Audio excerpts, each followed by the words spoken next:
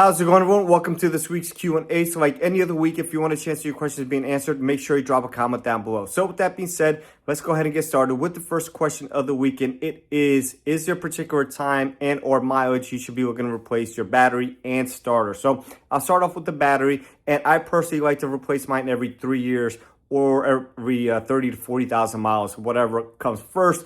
In my case, it's usually the year. And I test my batteries regularly, but even being tested, sometimes they'll test good and they'll still fail on an extremely hot day or an extremely cold day, and it'll typically be at the worst possible time. So that is that. As far as the starter goes, I wouldn't go ahead and replace it because, there's no saying that it's going to fail today or tomorrow or whatnot. And you don't want to just go ahead and spend your money on a part that you don't need. The battery has a lot higher of a chance failing than a starter would. Now, if your car has 150,000 miles, 200,000 miles, and you want to go ahead and do it, it doesn't need any other maintenance, then sure. But I want to go ahead and change it at like 70 or 80 or 100,000 miles.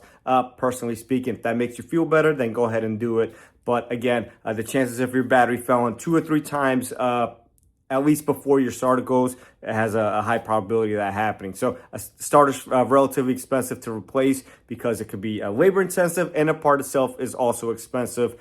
The battery is a lot cheaper and most people could do it themselves. So, and again, it'll fail a couple times, typically speaking, before a starter ever will. So hopefully that answers the question for you. All right, so the next question is some tips on purchasing a used car without any maintenance history. So sometimes people do a great job of keeping records, and I see it all the time when people bring me cars. They have exactly what was done at exactly what mileage, which is great. Not only is that great for you because you'll know exactly when you did that same service last, but it's also great when you go and sell that car. Now, obviously, anybody could type up anything, so if they have some sort of receipts to go with those mileages or those parts changed, that's even better. Now, people say, well, I just purchased a certified pre-owned vehicle. That sounds great, but oftentimes those vehicles are lease returns. So what happens when people buy a lease? They neglect it. Not everybody, not saying that's the case for all these vehicles, but the trend I see at the shop is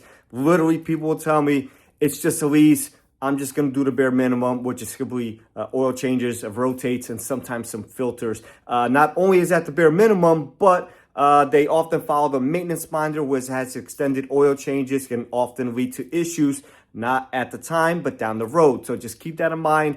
If you're interested in a vehicle, look up YouTube videos just like I do with common issues. I do them basically once a year at the anniversary of when we started receiving them. And we kind of see, maybe some things I thought were going to be an issue and then turn out not to be an issue, or vice versa. And things that we start seeing trends growing as the years go by. So by the year 5 or so, that's a pretty good indication of what issues we're going to see with those cars and whatnot. Now, whether it's a one-time scenario or a couple of scenarios where there's multiple cases of that same issue. So just do your homework. Again, if it looks too good and if the deal seems too good, it probably is too good. Again, not saying that's the case every time, but chances are if it smells really good and it sounds funny, it probably is some funny business going on, and just try to stay away from that. Also, be careful with rebuilt titles and stuff like that, structural damage. A lot of times, they put lipstick on a pig. The car looks great on the outside, and it ends up being,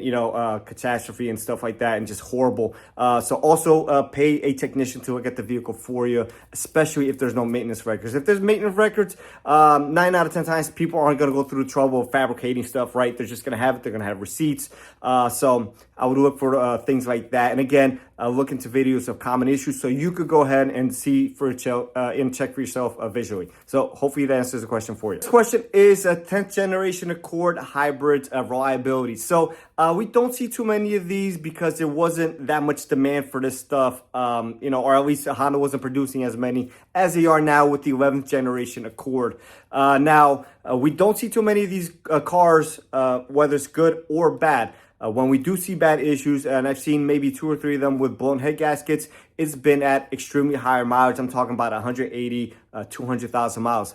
So yes, blown head gaskets, but way higher mileage. at an acceptable mileage, if you were to ask me, compared to some of the other cars that blow in at 40, 50, 60, 70,000 miles. So again, no news is good news in my opinion. We've seen a couple of water pumps failing, their electronic pumps, so not too big of an issue.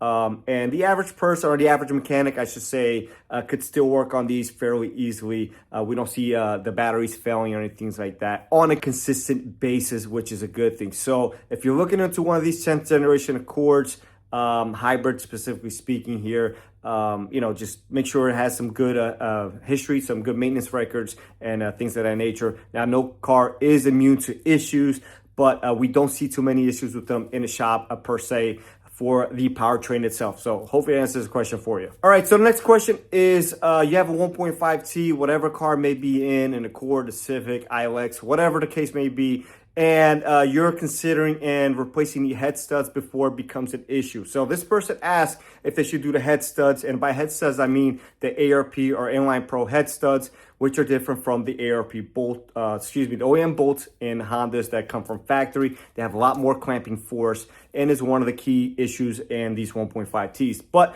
the question is, should you address it right after the warranty expires? I think at that point, some of the damage may be done. So if you were to do it, and obviously this is a extreme decision you have to make, whether of addressing it initially or just waiting till it blows a head gasket. Now, the two deciding factors here is, if you address it initially, you could be compromising your warranty, but maybe prolonging the issue and avoiding the issue as a whole down the road. So that's one approach you could take, and obviously it's a costly approach, as you don't want to really be messing with the new car because new cars have warranty, and understandable. Now, the second way is you just wait till it runs out of warranty, or it ends up blowing a gasket. So at that point, the only other issue that could arise is if you wait until it blew the gasket, and at that point, the head may be warped to the point where you need a new head, or same thing for the block. So that could be obviously an added cost at that point in that situation. So it's really up to you. If I was to get a 1.5T,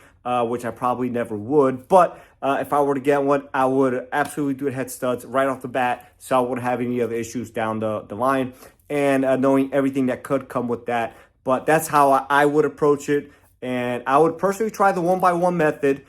Just see, a lot of people ask me about that as well, see how that would work out and all that. I still have yet to do one, not really fond of the idea, but if anyone wants me to try it, I will. But obviously, anything can happen at that point. That is not the right way to do it, but people have done it successfully. So just a lot here to think about. And of course, again, you buy a new car, it has warranty. You don't want to go ahead and ripping these things apart. So both sides of the argument are understandable. It's just up to you which way you want to strategize and deal with it. So you may want to just ignore it until it happens, or address it right off the bat, and hopefully have no issues down the line. So hopefully that answers this question for you. Last but not least, question of the week. And once again, if you want a chance to win your questions being answered, make sure you drop a comment down below. And the question is, this person specifically ran over a tire or a mud flap, I think it was, and it knocked into the radar. Now, initially, the radar looked like it was good. Nothing happened. He visually looked at it, and it looked good. A couple of days later, a week later or so, the lights came on. So typically, that stuff doesn't pick up right away, unless if some of the wiring got damaged and you made an open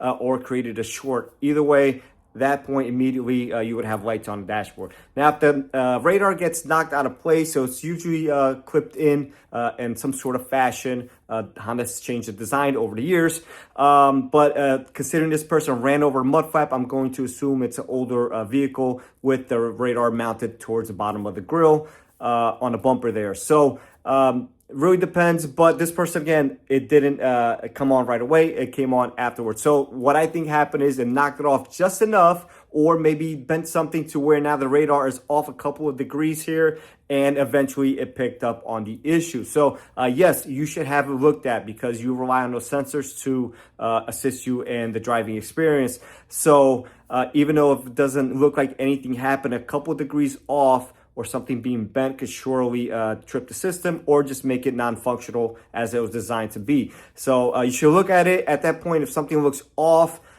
great, address it. If it doesn't look off, I would pay personally to re-aim it or realign it, whatever you want to call it. Just make sure everything is working. Now, we And by we, I mean I always check with the level, and as any technician should be doing, is checking with the level to make sure it is good, this way and this way. So horizontally, make sure it's not, pivoting one way or the other, and just make sure it doesn't have a lean forward or backwards either. So any of those could cause a situation to where the system doesn't work well and the lights could be triggered at some point. So hopefully I answered this question for you, and I'll catch everyone on the next one.